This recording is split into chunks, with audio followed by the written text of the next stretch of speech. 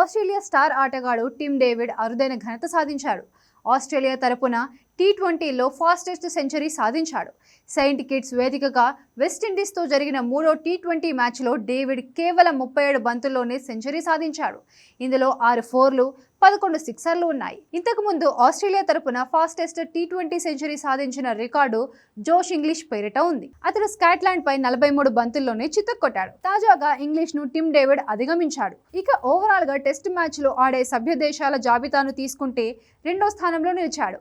ఈ జాబితాలో David Miller, Rohit శర్మలు సంయుక్తంగా అగ్రస్థానంలో ఉన్నారు. ఈ మ్యాచ్ లో తొలుత బ్యాటింగ్ చేసిన వెస్టిండీస్ నిర్ణీత 20 ఓవర్లలో 4 వికెట్ల నష్టానికి 214 పరుగులు చేసింది. విండీస్ బ్యాటర్లలో కెప్టెన్ షై హోప్ 57 బంతుల్లో 8 ఫోర్లు, 6 సిక్సర్లతో 102 రన్స్ చేయగా బ్రెండన్ కింగ్ హాఫ్ సెంచరీతో రాణించాడు. భారీ లక్ష్య ఛేదనలో టిమ్ డేవిడ్ విధ్వంసకర శతకంతో చెలరేగాడు.